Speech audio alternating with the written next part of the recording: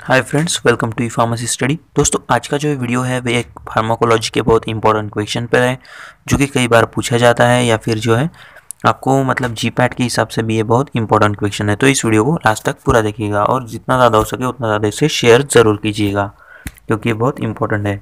तो जो आज का क्वेश्चन है वो है स्टेजेस ऑफ एनाल्जेसिया या फिर स्टेजेस ऑफ एनास्थेशिया। तो इसमें जो है मेनली 4 स्टेज होते हैं, यानी कि कोई भी एनास्थेटिक या फिर जो है बेहोशी की दवा हम जिसे कहते हैं, वो जब किसी भी ऑपरेशन के पहले इंजेक्ट की जाती है तो जो है पेशेंट मतलब 4 वहाँ पर स्टेज से गुजरता है। तो वो 4 स्टेज कौन से हैं वो आज हम यहाँ पर देखने वाले हैं। तो उसमें जो सबसे पहली स्टेज आती है वो है स्टेज ऑफ एनाल्जेसिया, जिसका नाम है स्टेज ऑफ एनाल्जेसिया। तो इसमें क्या क्या होता है वो हम देख लेते हैं।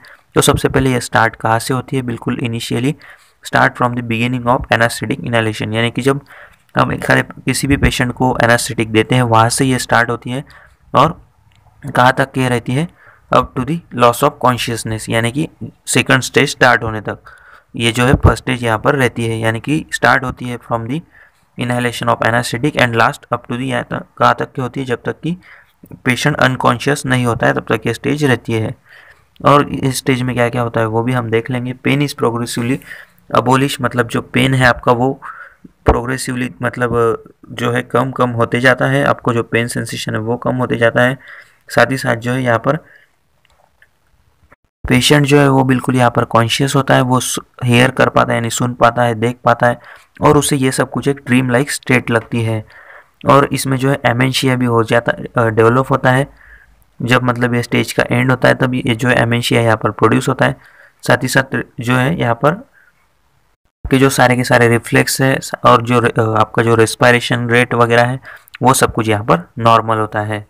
और ये स्टेज 1 यूज़ कहाँ करते हैं, तो जो माइनर सर्जरी होती है लाइक डेंटल रिमूवल, टीथ की आपकी कोई भी डेंटल सर्जरी हो तो इस तरह की सर्जरी के लिए जो है ये यूज़ किया जाता है।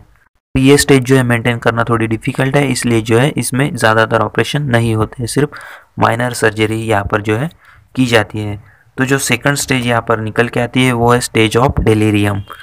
तो मतलब फर्स्ट स्टेज होने के बाद जो सेकंड स्टेज है वो है स्टेज ऑफ डेलीरियम।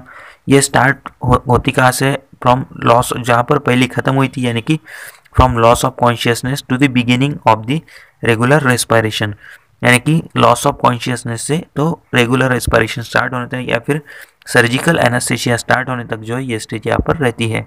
तो ये स्टेज में जो है पेशेंट की तरफ से कुछ रिस्पांस आते हैं, जैसे कि जो है पेशेंट यहाँ पर शाउट करता है, स्ट्रगल करता है, अपना जो ब्रेथ है वो होल्ड करके रखता है, या फिर कई बार तो जो है पेशेंट को यहाँ पर अननेसेसरी यूरिनेशन या फिर जिसे हम मिक्चुरेशन भी कहते हैं, या फिर अननेसेसरी फीसेस हो अनकंट्रोल फीसेस हो जाती है, वोमिटिंग पेशेंट यहाँ पर करने लगता है, उसके जो हार्ट रेट है, बीपी है, वो बिल्कुल यहाँ पर बढ़ जाता है। साथ ही साथ जो है प्यूपिल यहाँ पर बिल्कुल डायलेट हो जाते हैं।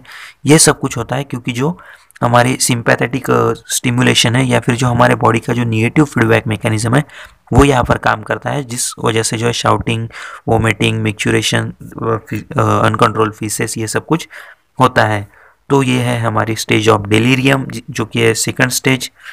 ये स्टेज में जो सब कुछ हो रहा है इसी वजह से जो है जो न्यू एनास्थेटिक आ रहे हैं उसमें से ये स्टेज जो है एलिमिनेट करने की कोशिश की जा रही है।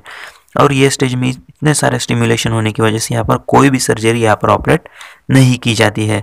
इसके बाद जो स्टेज आती है वो है सर्जिकल एनास्थेशिया। तो सर्जिकल एनास्थेशिया जैसे कि इसका नाम है तो यहाँ पर जो है सर्जरी कैरिड आउट की जा सकती है। तो सर्जिकल एनास्थेशिया जो है ये स्टार्ट होती है from the end of second stage. तो वो ख़त्म कहाँ पर हुई थी, जहाँ पर रेगुलर रेस्पिरेशन स्टार्ट हुआ था।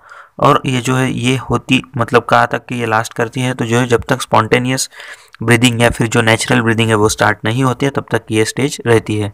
और जो सर्जिकल एनास्थेशिया है उसे हमने 4 प्लेन में डिवाइड किया है, जिसे कहते हैं प्लेन 1, प्लेन 2, प्लेन 3, प्लेन 4।